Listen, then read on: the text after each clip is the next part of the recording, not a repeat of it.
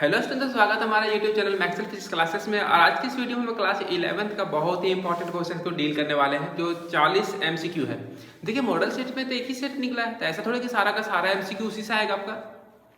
तो इसमें हम आप लोग को उसी पैटर्न पे 40 MCQ और इसके पहले भी एक वीडियो अपलोड किए थे। यदि आप उस वीडियो को देखना चाहते हैं तो डिस्क्रिप्शन में उसका लिंक डाल दिए, ठीक है। तो इस तरह से आपका एक मॉडल सेट 1 हो गया, एक मॉडल सेट 2 अपने से तैयार किए, तीसरा मॉडल सेट और एक और मॉडल सेट 4 हम तैयार करेंगे, ठीक है। तो वीडियो पे आप नए हैं तो चैनल को सब्सक्राइब कर लें और वीडियो अच्छा लगेगा तो उसे लाइक करना नहीं भूलेगा और अपने दोस्तों को जितना हो सके शेयर कीजिएगा, ठीक है।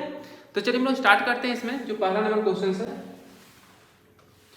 देखिए जो फर्स्ट नंबर क्वेश्चन है आपका कि लाइट ईयर किसके बराबर होता है। ये क्वेश्चन बार बार, अब बोलिएगा सर हर मॉडल सेट में क्वेश्चन आपका आ रहा है। नहीं, लाइट ईयर इंपॉर्टेंट क्वेश्चन है, ये बहुत बार पूछता है, इसीलिए इसको बार बार डील कर रहे हैं यहाँ पर। कभी कभी पूछता है कि लाइट ईयर किसका यूनिट है, कभी कभी हो सकता है लाइट ईयर का वैल्यू पूछ दे। तो देखिए कैसे निकालते हैं इसको लोग। यहाँ कुछ नहीं करना है, बोलता 1 light year is equal to किसके बराबर होगा। तो यहाँ पर हमको सॉल्व करना पड़ेगा कि 1 लाइट ईयर किसके बराबर आएगा। तो 1 लाइट ईयर होता क्या है कि एक साल में लाइट कितना दूरी तय करेगा, ठीक है। तो ये होता है डिस्टेंस, स्पीड का फॉर्मूला पता होगा आप लोगों को। स्पीड का फॉर्मूला होता है डिस्टेंस बाई टाइम, चाल बराबर दूरी बटा समय, चाल बराबर दूरी बटा समय। तो यहां से डिस्टेंस निकालना हमको तो हो जाएगा स्पीड इनटू टाइम। तो speed of light into time.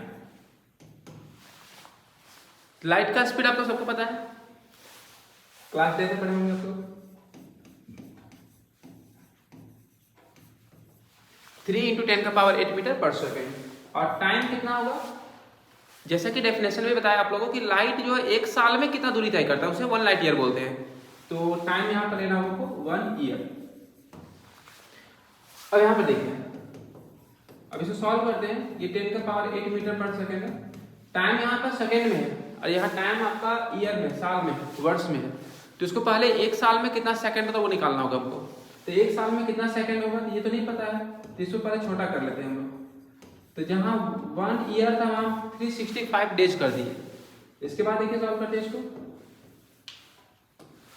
3 × 10⁸ metre पर सेकेंड 365। अब डेज, 1 डेज में कितना सेकंड होता है निकाल सकते हैं हम लोग। तो एक दिन में 24 आवर होता है और 1 घंटा में 3600 सेकंड होता है। तो 3600। अब इसको पूरा सॉल्व कीजिएगा तो आपका आंसर आएगा 9.46 × 10⁻15 मीटर। सेकेंड से ही आपका सेकेंड कट जाएगा, तो ये आपका 1 लाइट ईयर का डिस्टेंस निकल गया कि 1 लाइट ईयर किसके बराबर होता है 9.46 × 10⁻15। तो इसका जो सही आंसर है फर्स्ट का ए नंबर 1 लाइट ईयर किसके बराबर होता है 9.46 × 10⁻15 मीटर। चलिए इससे और भी क्वेश्चन पूछता है कि लाइट ईयर किसका यूनिट है। तो याद रखिएगा लाइट ईयर डिस्टेंस का यूनिट होता है, ठीक है।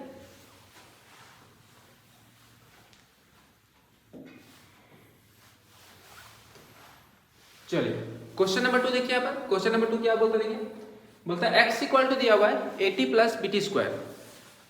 जहां पर x डिस्टेंस है वो किलोमीटर में दिया हुआ यूनिट, t जो टाइम है टाइम सेकंड में दिया हुआ, तो यूनिट b का क्या होगा। तो यहां पर याद रखिएगा कि जो यूनिट आपका होगा वही डायमेंशन BT² का होगा, ठीक है। तो x का जो यूनिट है वो आपका किलोमीटर में है, क्या किलोमीटर हो गया। b का हमको पता नहीं है और टाइम में दिया हुआ सेकंड में, यहाँ का सेकंड का स्क्वायर हो गया। यहाँ से b का यूनिट निकल जाएगा किलोमीटर बाई सेकंड स्क्वायर। तो b का यूनिट निकल गया किलोमीटर पर सेकंड स्क्वायर, सेकंड स्क्वायर ऊपर चला गया तो हो गया पर सेकंड स्क्वायर। तो इसका जो सही आंसर है सी नंबर, b का सी नंबर। इससे आपका डायमेंशन भी निकालने के लिए पूछता है, कभी कभार यूनिट निकालने के लिए बोलता है, तो कोई दिक्कत नहीं है। आपको इस तरह याद रखिएगा कि कोई भी टर्म ऐड किया हुआ रहेगा, जोड़ा हुआ रहेगा, तो वहां जितना भी टर्म्स होंगे सबका डायमेंशन एक जैसा होगा, सबका यूनिट भी क्या होगा एक जैसा होगा, ठीक है। जैसे इसी पूछता है कि अब ए का यूनिट बताइए, यहाँ पर क्या होगा, जो यूनिट x का होता है वही यूनिट at का होता है।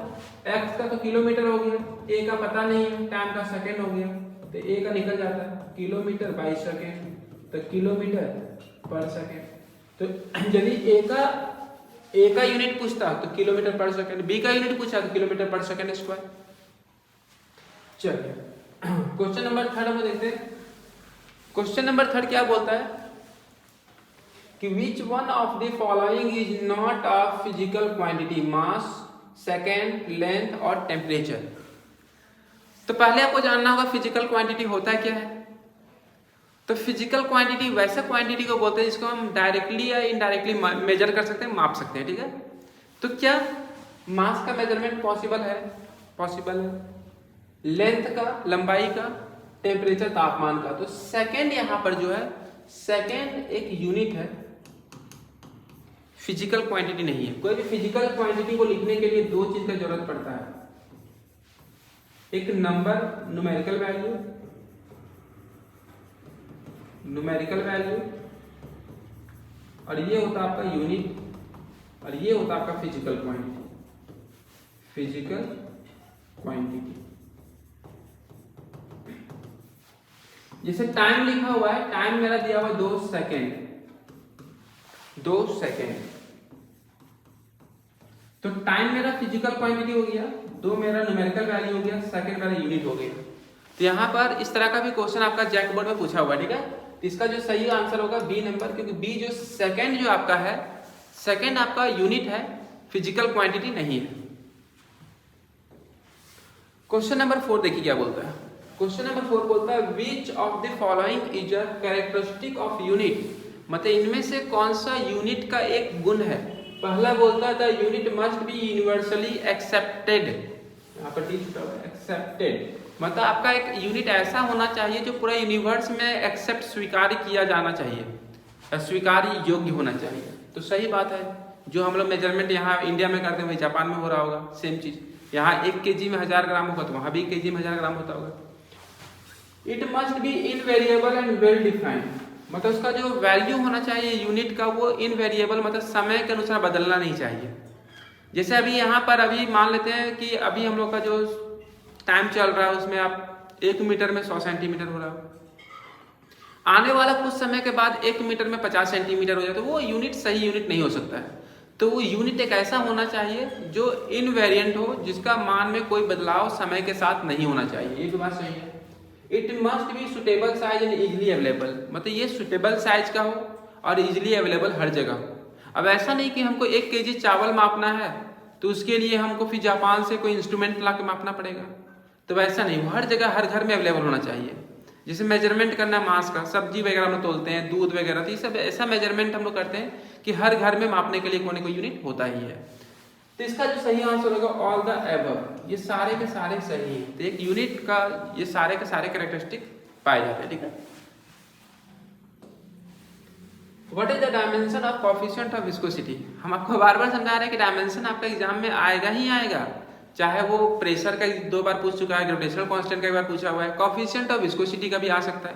तो कोएफिशिएंट ऑफ विस्कोसिटी का डायमेंशन निकालने के लिए फॉर्मूला आपको याद करना है, ठीक है। Fx/AB। अब बोलिएगा यहाँ पर F क्या है, वेयर F आपका होता है फोर्स, X होता है डिस्टेंस, A होता है एरिया और B होता है वेलोसिटी, V होता है वेलोसिटी। चलिए इसका डायमेंशन आप निकाल लीजिए आराम से। फोर्स का डायमेंशन पता होगा बच्चों आप लोगों को, mL/t-2, डिस्टेंस का L हो जाएगा, एरिया का L² हो जाएगा और वेलोसिटी का Lt-1 होता है। अब इतना मान के चल रहे हैं कि आप लास्ट टाइम पढ़ाई कर रहे हो, मतलब आपको सबका बेसिक डायमेंशन आना चाहिए, ठीक है। अब इसको सॉल्व करते हैं हम लोग। L से L कट गया, अब देखिए आप L का पावर 1 है, L का पावर 2 ऊपर चला जाएगा, ये -1 हो जाएगा। L का पावर 1, L का पावर 2, 2 पर जाएगा -2, 1 -2 हो गया, -1 हो गया। T का पावर -2 है, T का पावर यहाँ पर -1 है, ये -1 जाएगा तो +1 हो जाएगा, तो -2 + 1 कितना होता है, -1। इसका जो सही आंसर है ml-1, t-1। 5 का जो सही आंसर है ए नंबर। ये बार बार पूछता है, हर आप इतना लिख लो कि एक डायमेंशन तो आना ही आना है, बाकी कुछ नहीं बोलेंगे, ठीक है। चाहे लेकिन हाँ ये कहना बड़ा मुश्किल है कि कौन सा डायमेंशन पूछेगा, लेकिन आप डायमेंशन का खूब बढ़िया से तैयारी कर लीजिए, सारा का सारा आपका एग्जाम में पूछता है, ठीक है। क्वेश्चन नंबर 6 देखिए क्या बोलता है। क्वेश्चन नंबर 6 बोलता है कि कोई कार है जो एक्सीलरेट कर रहा है, इसका स्पीड दिया हुआ है 144 किलोमीटर पर आवर, टाइम दिया हुआ है 20 सेकेंड। तो कितना वो दूरी तय करेगा, डिस्टेंस निकालना आपसे। तो डिस्टेंस का फॉर्मूला पता है आपको, S इक्वल टू होता है ut plus half at square. चलिए सॉल्व करते हैं यहाँ पर, लेकिन प्रॉब्लम ये है कि रेस्ट में स्टार्ट है। जब भी इस तरह का क्वेश्चन दिया रहेगा तो वहाँ ध्यान रखिएगा कि वहाँ पर मेंशन नहीं करेगा कि हाँ सबका वेलोसिटी का मान दिया रहेगा, आपको खुद से सोचना पड़ेगा कि कौन सा टर्म में क्या दिया हुआ है, ठीक है। तो यहाँ पर इनिशियल वेलोसिटी 0 दिया हुआ है, ये फाइनल वेलोसिटी है 144 किलोमीटर पर आवर, और समय दिया हुआ है, समय दिया हुआ है 20 सेकेंड। अब चलिए हमको S निकालना है, तो S निकालने के लिए किसका किसका जरूरत पड़ेगा ये भी देखना पड़ेगा। तो U का मान पता है, T का मान, A का मान नहीं पता हमको। तो पहले हम क्या करेंगे, इसमें क्या करेंगे, हम A का वैल्यू निकाल लेंगे। तो A का फॉर्मूला होता है चेंज इन वेलोसिटी बटा टाइम। लेकिन फिर से एक प्रॉब्लम आ गया, कल जो बताया था आप लोगों को, लास्ट वीडियो में समझाए थे कि जब भी न्यूमेरिकल से बनाएंगे बच्चों तो इस पर ध्यान रखिएगा कि आपको SI सिस्टम में लाके ही बनाना है, क्योंकि स्पीड का या वेलोसिटी का SI यूनिट मीटर पर सेकंड होता है। यहाँ पर आपका किलोमीटर पर आवर दिया हुआ है, तो इसको पहले मीटर पर सेकंड में कन्वर्ट करेंगे। चलिए इसको कन्वर्ट कर पहले कर लेते हैं। किलोमीटर पर आवर को मीटर पर सेकंड में कन्वर्ट करने का तरीका है, इसको इनटू करते हैं 5/18 से, तो ये मीटर पर सेकंड बदल जाएगा। ये 18 के टेबल में 8 बढ़ जाएगा, 8 का 8 हो गया 40 मीटर पर सेकंड। चलिए A का मान निकाल लीजिए। तो A का वैल्यू हो जाएगा, V तो आपका दिया हुआ है यहाँ पर, V तो दिया हुआ है 40, U तो 0 था, टाइम था 20, तो हो जाएगा 40/20, तो हो जाएगा 2 मीटर पर सेकंड स्क्वायर। तो A का वैल्यू निकल गया, वैसे निकल जाएगा, आसानी से निकालिए। U का वैल्यू 0 था, टाइम तो 20 था, प्लस हाफ, A का वैल्यू 20 निकला और T 20 का स्क्वायर, सॉरी A का वैल्यू 2 नहीं निकला, यहाँ पर A के जगह पे 2 लिखेंगे हम लोग, 2 इंटू 20 का स्क्वायर। तो S इक्वल टू ये टर्म 0 हो गया, 2 से 2 कट गया, 20 का स्क्वायर कितना हो गया 400। तो S का जो वैल्यू आ गया 400 मीटर। चलिए यहाँ पर कौन सा ऑप्शन सही है, 6 का D नंबर सही आंसर है, 400 मीटर। तो नेक्स्ट क्वेश्चन देखते हैं हम लोग। क्वेश्चन नंबर 7 देखिए। क्वेश्चन नंबर 7 क्या बोलता है कि कोई एक बॉय एक लड़का है स्टैंडिंग, जो खड़ा है at the top of a tower, tower के ऊपर खड़ा है, टावर का हाइट दिया हुआ है 20 मीटर, ठीक है। वो ड्रॉप अ स्टोन, एक पत्थर को नीचे की ओर गिरा रहा है। मान लिए G का वैल्यू दे दिया, स्मॉल g का मान 10 मीटर पर सेकंड स्क्वायर। तो कितना वेलोसिटी से वो ग्राउंड को हिट करेगा, मतलब फाइनल वेलोसिटी का मान पूछ रहा है। यदि आपसे सिंपल सवाल पूछे कि अभी इसका, ये मान लो ये स्टोन है, अभी इसका स्पीड कितना होगा, तो आप बोलोगे अभी तो सर रेस्ट में है, तो U का वैल्यू कितना है 0। तो उस स्टोन का जो इनिशियल वेलोसिटी था वो तो 0 था, हाइट दिया हुआ है, हाइट कितना ऊपर से उसको गिरा रहा है 20 मीटर हाइट से, ठीक है। तो यहाँ पर V का वैल्यू क्या है, क्या यहाँ पर टाइम दिया हुआ है, टाइम तो नहीं दिया हुआ है। तो यहाँ पर 3 फॉर्मूला पड़े होंगे काइनेमेटिक इक्वेशन ऑफ मोशन में, V equal to U plus AT, S equal to UT plus half AT square, और V square equal to U square plus 2AS। ये होता है लीनियर मोशन के लिए। लेकिन यदि कोई बॉडी में मोशन ऊपर की ओर होता है या नीचे की ओर होता है, तो वहां पर A को रिप्लेस करते हैं G के द्वारा, A को रिप्लेस करते हैं G के द्वारा। लेकिन वहां पर ध्यान रखना है कि जब बॉडी को हम छोड़ते हैं तो इसका स्पीड नीचे की ओर जाता है, तो इसका वेलोसिटी बढ़ता है, तो नीचे की ओर जाएगा डाउनवर्ड के केस में, डाउनवर्ड मोशन के केस में G का मान पॉजिटिव लेंगे हम लोग, और अपवर्ड, ये डाउनवर्ड हो गया, अपवर्ड के केस में G का मान नेगेटिव लेंगे, इतना आपको ध्यान रखना होगा, ठीक है। तो यहाँ पर किस तरह का मोशन हो रहा है, डाउनवर्ड मोशन, तो यहाँ पर जी का वैल्यू क्या लेना है, पॉजिटिव। अब सवाल उठता है कि सर इसमें 3 फॉर्मूला है, तो 3 में से हम कौन सा फॉर्मूला लेंगे, 3 में से कौन सा लेंगे। तो यहाँ पर देखिए इसमें टाइम नहीं है, तो टाइम लास्ट वाला में नहीं है, तो लास्ट वाला फॉर्मूला लेंगे। तो फॉर्मूला कैसे लिखेंगे, देखिए यहाँ पर, यहाँ से आप फॉर्मूला कैसे लिखोगे, तो हो जाएगा v square equal to u square plus 2 a नहीं लिखेंगे यहाँ पर, a की जगह पे g और s डिस्टेंस की जगह पे हाइट लिखेंगे, ठीक है। फॉर्मूला मेरे पास मिल गया। चलिए वैल्यू पुट कीजिए। v का आपको पता नहीं है, u का तो स्टार्टिंग में इनिशियल 0 था, g का मान 10 लेने बोला था और हाइट कितना था 20 का, 0 का स्क्वायर हो गया 0, ये हो गया 22 जब 400 हो गया v स्क्वायर का वैल्यू, तो v स्क्वायर इक्वल टू 400 हो गया, यहाँ से v का मान निकाल लीजिए, तो स्क्वायर रूट 400 ये आ जाएगा 20 मीटर पर सेकेंड। इसका सही आंसर है बी नंबर 20 मीटर पर सेकेंड।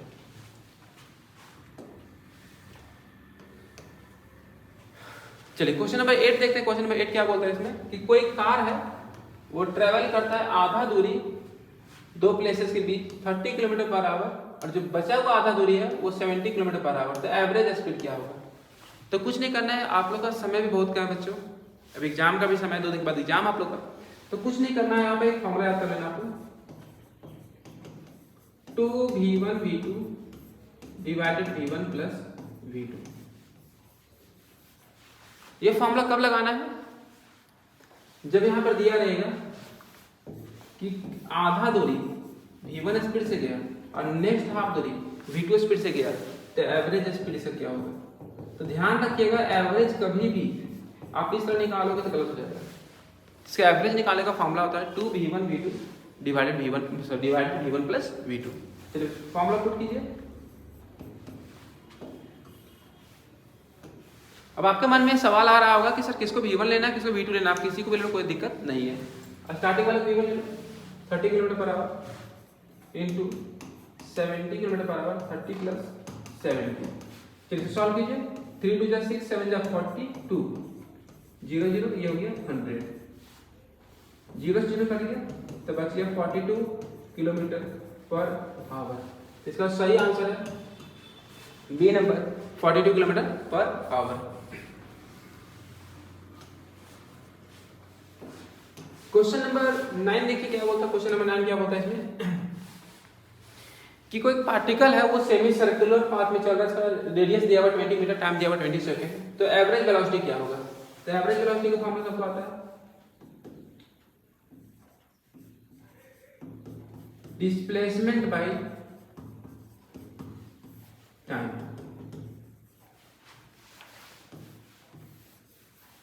ठीक है, बोलता है इसमें कि कोई पार्टिकल है वो सेमी सर्कुलर पाथ तय किया, कोई पार्टिकल ए से बी तक आया, समय लिया 20 सेकेंड और इसका रेडियस दिया हुआ है 20 मीटर। तो पहले आप हमको इतना सिर्फ बता दो कि इसमें डिस्प्लेसमेंट क्या होगा, सबसे शॉर्टकट रास्ता कौन सा है। ये रास्ता शॉर्टकट है कि फिर नीचे वाला रास्ता शॉर्टकट है, मतलब छोटा रास्ता कौन सा है। ऊपर वाला घूम के गया तो ये डायरेक्ट आया सो, तो डायरेक्ट आया सो इसमें डिस्प्लेसमेंट जो हो जाएगा, डिस्प्लेसमेंट हो जाएगा वो 2r हो जाएगा, ये r और ये वाला r, तो हो जाएगा 2 × 20 40 मीटर। चलिए अब वेलोसिटी निकाल लेंगे, तो 40 और टाइम दिया था 20 कटेगा तो आ जाएगा 2 मीटर पर सेकेंड। इसका जो सही आंसर है सी नंबर 9 का, सी नंबर 2 मीटर पर सेकेंड।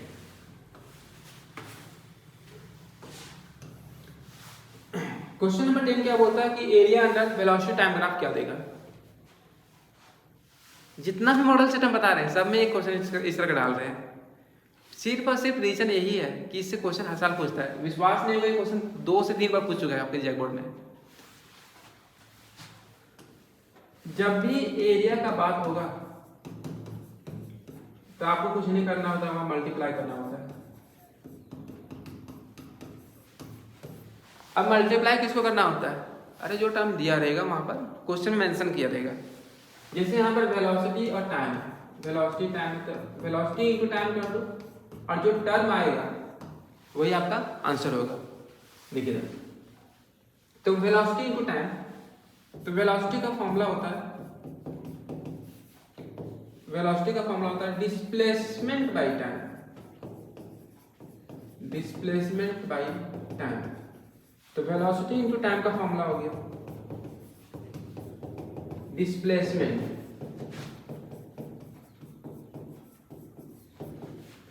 तो इसका आंसर हो जाएगा डिस्प्लेसमेंट। क्या डिस्प्लेसमेंट कहीं है?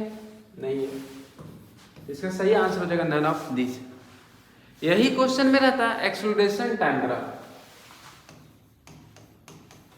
तो एक्सेलरेशन का फॉर्मूला क्या होता है? Velocity by time, change in velocity by change in time. तो एक्सेलरेशन और टाइम का आंसर क्या होता है? चेंज इन वेलोसिटी हो जाता है। यही रहता है force displacement graph, force displacement graph. तो इसका वर्क देगा फोर्स टाइम ग्राफ, तो इंपल्स देगा। प्रेशर वॉल्यूम ग्राफ, तो वर्क देगा।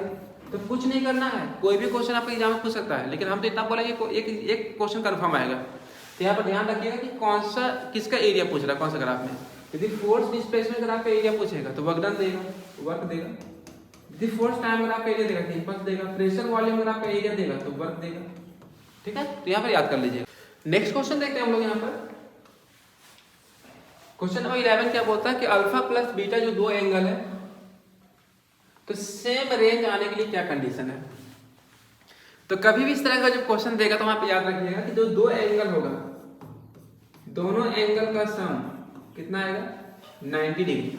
तो उसका रेंज ऑफ प्रोजेक्टाइल सेम होगा। जैसे 30 डिग्री दे देगा, 60 डिग्री, तो ये दोनों के लिए आर का मान क्या होगा? सेम होगा।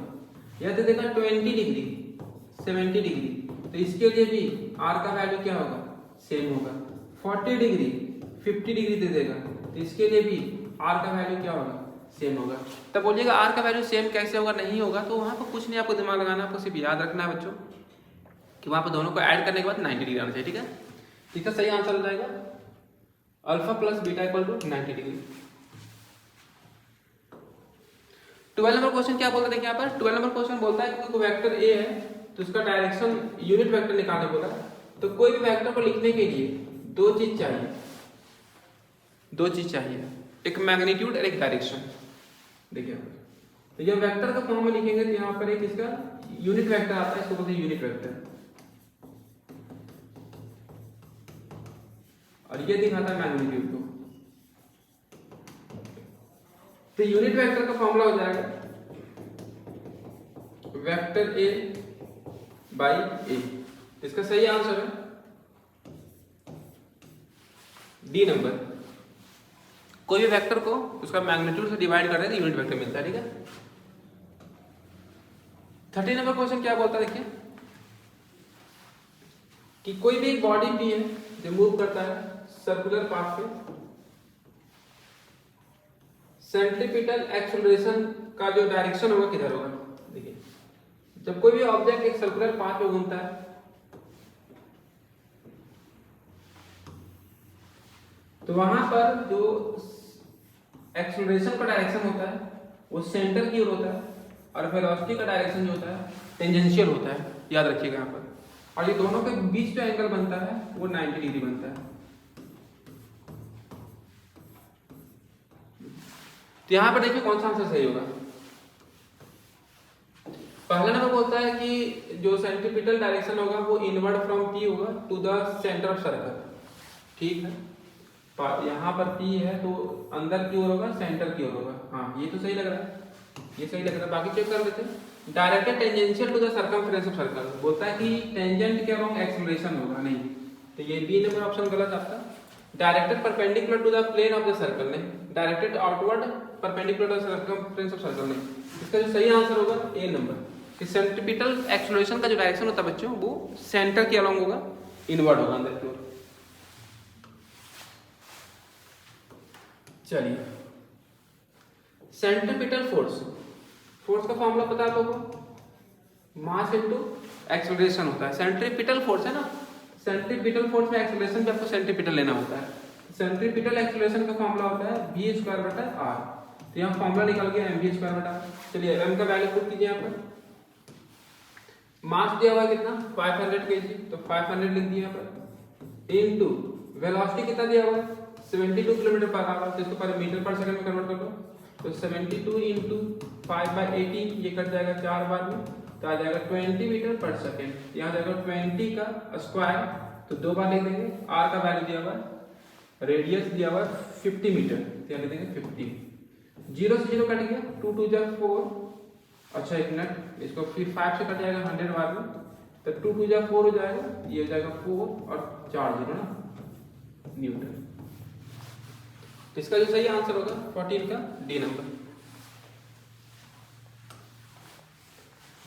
इसमें बोलता है नॉर्मल फोर्स को डबल कर देंगे कोएफिशिएंट ऑफ फ्रिक्शन क्या होगा, तो कोएफिशिएंट ऑफ फ्रिक्शन जो होता है वो कांस्टेंट होता है, तो यहां पर इसका आंसर हो जाएगा नॉट चेंज्ड।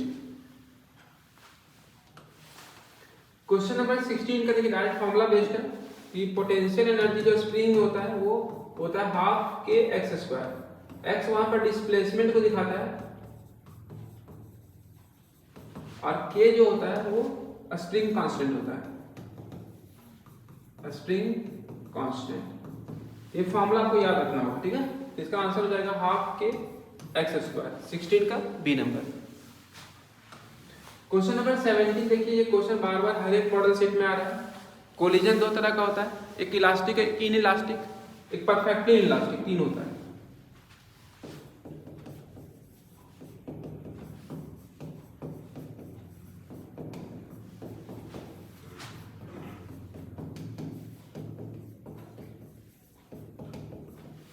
यदि बात किया जाए मोमेंटम का, और बात किया जाए काइनेटिक एनर्जी का, तो मोमेंटम सब में कंजर्व होता है।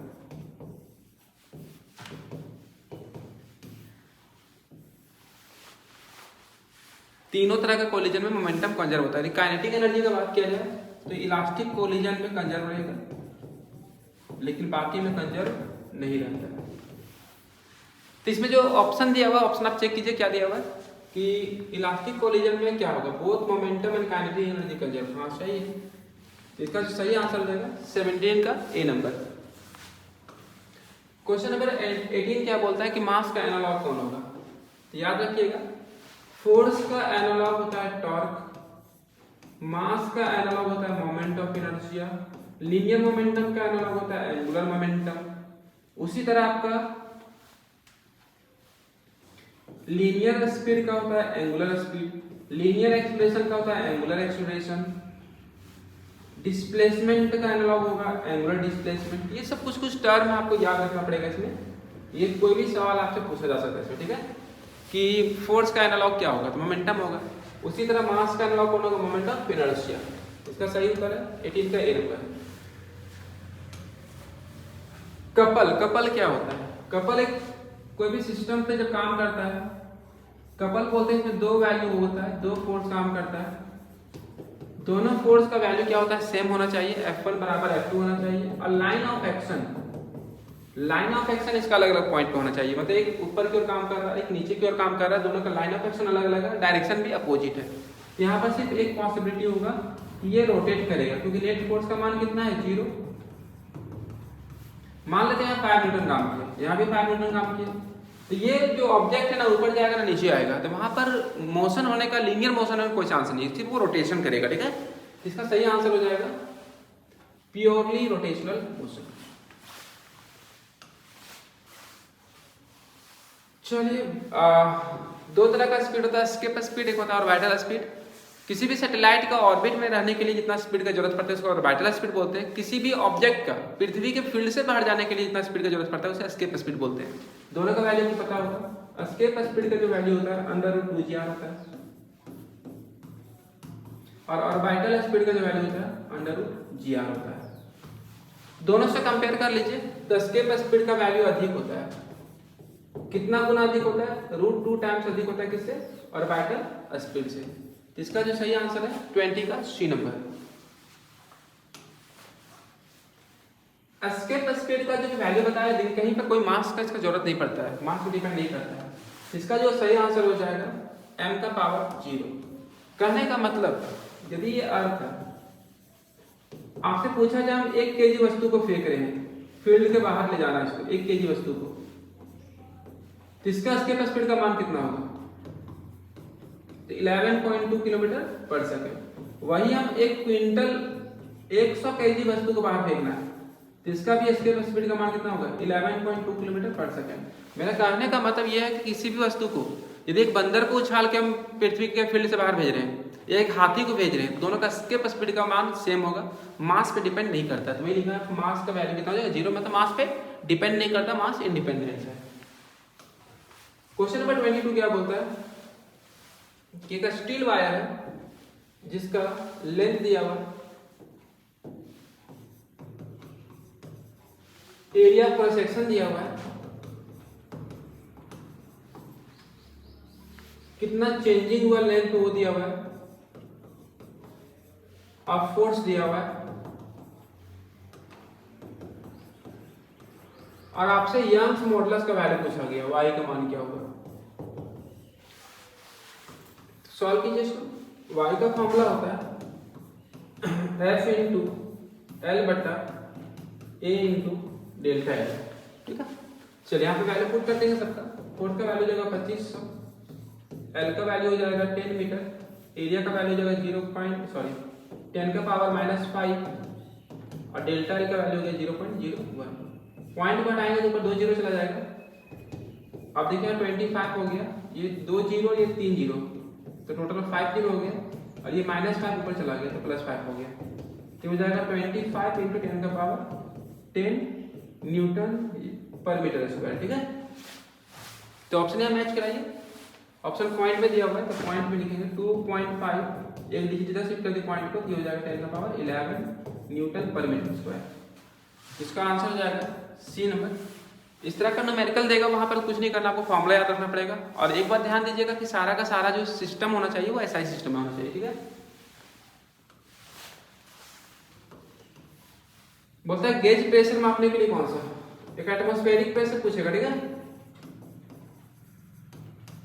एटमॉस्फेरिक प्रेशर के लिए बैरोमीटर यूज करते हैं हम लोग, बैरोमीटर, और गेज प्रेशर के लिए मैनोमीटर। इसका आंसर है 23 का सी नंबर। हाइड्रोलिक ब्रेक और हाइड्रोलिक लिफ्ट याद रखिएगा दो, एक होता है हाइड्रोलिक लिफ्ट, एक है हाइड्रोलिक ब्रेक। लिफ्ट हो चाहे ब्रेक हो, दोनों का दोनों किस पे बेस्ड है? पास्कल्स के नियम पे। तो 24 का सही आंसर है ए नंबर। यूनिट क्या होगा कोएफिशिएंट ऑफ विस्कोसिटी का? इसका बहुत सारा यूनिट होता है, डेका पॉइंट सही आंसर इसका याद रखिएगा। एक होता है पास्कल सेकेंड, एक होता है डेका पॉइस, एक होता है पॉइजनी, और एक होता है आपका केजी पर मीटर पर सेकेंड। तो टोटल इसका यूनिट जो होता है 4 यूनिट होता है, तो चारों आपको यूनिट याद रखना होगा। इसका सही आंसर हो जाएगा डेका पॉइज। पॉइज जो होता है सीजीएस यूनिट होता है, पॉइज जो होता है वो सीजीएस यूनिट से याद रखिएगा। टेम्परेचर बढ़ाएंगे तो सरफेस टेंशन क्या होगा? देखिए आपसे एक छोटा सवाल पूछ रहे हैं कि अच्छा बताओ गर्म खाना आपको अच्छा लगता है या ठंडा खाना? तो आप बोलिएगा सर गर्म खाना। गर्म खाना में क्या होता है कि यदि हम गर्म खाना खाते हैं तो वहाँ पर लिक्विड का जो टेम्परेचर हाई होता है, और टेम्परेचर हाई होने के कारण उसका सरफेस टेंशन कम होता है, सरफेस टेंशन कम होने के कारण वो फैलता अधिक है। तो जब गर्म खाना खाते हैं तो वहाँ पर जीभ में वो ज़्यादा एरिया को कवर करता है, इसीलिए ज़्यादा टेस्टी लगता है इन कंपैरिजन टू ठंडा खाना। तो इसका जो आंसर है कि टेम्परेचर बढ़ाएंगे तो किसी भी लिक्विड का सरफेस टेंशन घट जाता है। इसका आंसर हो जाएगा बी नंबर। ऐसा यूनिट क्या होगा टेम्परेचर की? तो बहुत ही आसान सवाल है, केल्विन। आर का वैल्यू क्या होगा? 8.314 जूल पर मोल पर केल्विन। ये डेटा है, याद लीजिए, ठीक है। प्रेशर बढ़ाने पे बॉइलिंग पॉइंट क्या होता है? छोड़ा, इसका जवाब आप खुद जानते हो कि 100 डिग्री सेल्सियस जो हम लेते हैं वो एटमॉस्फेरिक प्रेशर पे होता है, ठीक है। जब प्रेशर कुकर में खाना पकाते हो तो प्रेशर कुकर में खाना जल्दी पक जाता है, तो वहाँ कारण क्या है? तो कारण सिर्फ और सिर्फ एक है, वहाँ पर पानी का बॉइलिंग पॉइंट बढ़ जाता है, वो ज़्यादा एनर्जी कंटेन करता है, ठीक है। तो इसका आंसर जो होगा इंक्रीजेस, क्योंकि प्रेशर कुकर के अंदर प्रेशर बढ़ जाता है।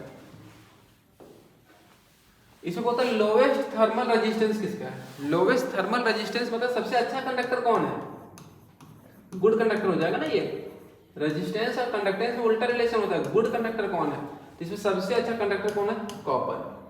यदि यहाँ सिल्वर ऑप्शन रहता तो सिल्वर बनाते लोग।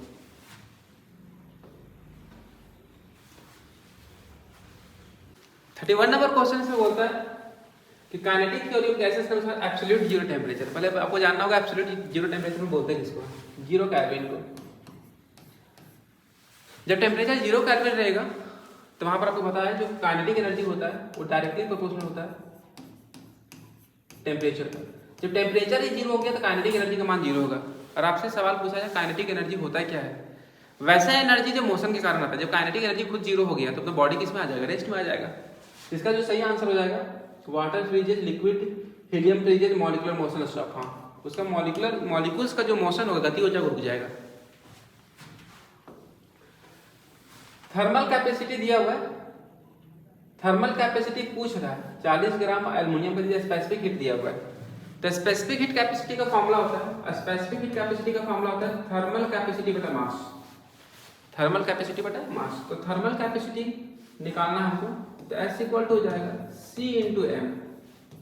स्पेसिफिक हीट कैपेसिटी दिया हुआ 0.2 कैलोरी पर ग्राम पर डिग्री सेल्सियस इंटू मास दिया हुआ है 40 ग्राम। अब यहाँ कोई दिक्कत नहीं है क्योंकि दोनों में सीजीएस यूनिट में है, इसलिए हम SI में इसको कन्वर्ट नहीं करेंगे, ग्राम से पर ग्राम कट जाएगा। ये इसको इंटू करेंगे तो आ जाएगा 8 कैलोरी पर डिग्री सेल्सियस। तो इसका जो सही आंसर है 32 का डी नंबर। देखिए हीट का जो ट्रांसफर होता है उसमें 3 मेथड पढ़े होंगे, कंडक्शन, कन्वेक्शन और रेडिएशन। कंडक्शन, कन्वेक्शन और रेडिएशन। जो पहला मेथड है वो जनरली सॉलिड में होता है। इसमें क्या होता है कि एक मॉलिक्यूल दूसरे मॉलिक्यूल को अपना हीट ट्रांसफर करता है अपना ही जगह पे वाइब्रेट करके। ये जो जनरली होता है गैस और लिक्विड में। इसमें मॉलिक्यूल क्या करते हैं कि एक जगह से दूसरे जगह पे जा करके अपना हीट को ट्रांसफर करते हैं। और radiation, no medium is required, इसमें माध्यम का जरूरत भी नहीं पड़ता है। इसमें बोला कि वैक्यूम, वैक्यूम से जाएगा तो कौन सा मेथड है, तो सिर्फ और सिर्फ तीसरा मेथड है रेडिएशन, याद रखिएगा। फर्स्ट लॉ ऑफ थर्मोडायनामिक्स किस पे बेस्ड है, तो ये है आपका mass, linear momentum, energy, angular momentum. तो कंजर्वेशन ऑफ एनर्जी पे बेस्ड है। कैसे बेस्ड है, इसका स्टेटमेंट बोलता है कि जितना भी हीट सप्लाई करेंगे वो दो चीजों में खर्च होगा। कुछ एनर्जी उसका इंटरनल एनर्जी को बढ़ाने में लगेगा, कुछ वर्क करेगा जितना भी हीट सप्लाई करेंगे। तो ये कंजर्वेशन ऑफ एनर्जी को दिखाता है। यहाँ ना कोई एनर्जी क्रिएट होगा ना कोई एनर्जी डिस्ट्रॉयड होगा। 35 नंबर बोलता है आइसोबारिक प्रोसेस में क्या होता है, तो बहुत तरह का प्रोसेस होता है। आइसो आपका थर्मल होगा, आइसोकोरिक होता है, आइसोबारिक होता है, एडियाबेटिक होता है। तो इससे कोई भी क्वेश्चन आपका एग्जाम में पूछेगा तो आप ऐसे अच्छे से कर लीजिएगा। आइसोथर्मल में टेम्परेचर कांस्टेंट होता है, आइसोकोरिक में वॉल्यूम कांस्टेंट होता है, आइसोबारिक में प्रेशर कांस्टेंट होता है और इसमें no exchange of heat, no exchange of heat. तो आपसे जो सवाल पूछा गया इसमें कि आइसोबारिक में क्या कांस्टेंट रहेगा, प्रेशर ना ही बढ़ेगा ना ही घटेगा। 35 का जो सही आंसर है आपका सी नंबर होगा। एक रियल गैस किस तरह बिहेव करता है, तो आपको रियल गैस जानने के लिए एक आइडियल गैस जानना होगा। एक होता है आइडियल गैस, एक होता है रियल गैस। आइडियल गैस में मॉलिक्यूल काफी दूर दूर होते हैं और रियल गैस में मॉलिक्यूल पास पास होंगे। पास पास होंगे तो इंटरेक्शन अधिक होगा और दूर दूर होंगे तो इंटरेक्शन कम होगा। तो आइडियल गैस बनाना तो पार्टिकल को दूर करना है। दूर करने के लिए प्रेशर क्या करना पड़ेगा, आपको लो रखना पड़ेगा। टेम्परेचर क्या रखना पड़ेगा, हाई। तो ये गुण हो गया आइडियल का। आपको रियल लाना है, नजदीक लाना है तो इसका रिवर्स हो जाएगा, प्रेशर हाई हो जाएगा और टेम्परेचर लो हो जाएगा। इसका जो सही आंसर है pressure high, pressure high temperature low. तो 36 का जो सही आंसर आपका सी नंबर हो जाएगा। ठीक है। आरएमएस स्पीड, 3 तरह का स्पीड होता है, VRMS, V average, V most probable. V R M S का फॉर्मूला होता है अंडर रूट 3 आर टी बटा एम, ठीक है। इसका होता है रूट अंडर 8 आर टी बटा पाई एम, और इसका होता है under root 2 R T by pi 2 R T by M. चलिए, तो यहाँ पर पूछ रहा है कि किस तरह वो टेम्परेचर पे डिपेंड करता है, तो यह रूट मिलेगा। तो इसका जो सही आंसर है वी आर एम एस जो होता है वो डायरेक्टली प्रोपोर्शनल होता है स्क्वायर रूट किसका, टेम्परेचर का। हाँ देखिए, सेम क्वेश्चन अब यहाँ पर आ गया कि इसमें से बड़ा छोटा पार्ट चाहिए। यहाँ पर देखिए, इसमें जब सबसे जो बड़ा होता है वी आर एम एस होता है, उससे छोटा वी एवरेज है, सबसे छोटा मोस्ट प्रोबेबल। इसका कभी कभार रेशियो पूछता है, यहाँ से रेशियो निकाल सकते हो। आर टी बटा एम देखो सब में है, तो यहाँ रूट 3 बचेगा इस 2, यहाँ 8 बटा पाई बचेगा इस 2, यहाँ रूट 2 बचेगा। रूट 3 का वैल्यू 1.73 होता है, इसको सॉल्व कीजिएगा 1.60 आएगा, इसको सॉल्व कीजिएगा 1.41 आएगा। तो ये रेशियो होता है, तो आपका रेशियो भी एग्जाम पूछ सकता है, ठीक है। तो डेटा डाइट याद रखिए। इसका होता है under root 3 R T by M, इसका होता है 8 R T by pi M, इसका होता है under 2 R T by M. इसका जो सही आंसर है इसमें कौन सा इसमें देखिए, वी आर एम एस सबसे अधिक होता है, इसमें एक ही ऑप्शन है B number. V R M S सबसे अधिक होगा, उससे कम होगा एवरेज, सबसे कम से कम मोस्ट प्रोबेबल।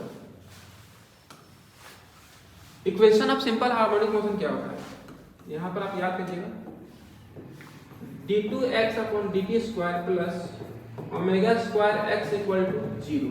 ये आपका एसएचएम का इक्वेशन होता है, डिफरेंशियल इक्वेशन होता है। तो यहाँ ऑप्शन देखिए कौन सा मैच कर रहा है, तो डायरेक्ट इस तरह नहीं लिखा हुआ है, तो यहाँ पर आपका ऑप्शन में लिखा हुआ है d2x upon dt square equal to minus omega square x। ये प्लस इधर जाएगा तो माइनस हो जाएगा, इसका सही उत्तर हो जाएगा 39 का ए नंबर। लास्ट नंबर क्वेश्चन बोलता है कि टू सक्सेसिव नोड्स और एंटी नोड्स के बीच का दूरी। देखिए बहुत ही आसान क्वेश्चन इसमें, आप यहां इस तरह याद रखिएगा, नोड्स होता है जिसमें डिस्प्लेसमेंट का मान 0 होता है, एंटी नोड जहां पर डिस्प्लेसमेंट का मान मैक्सिमम होता है।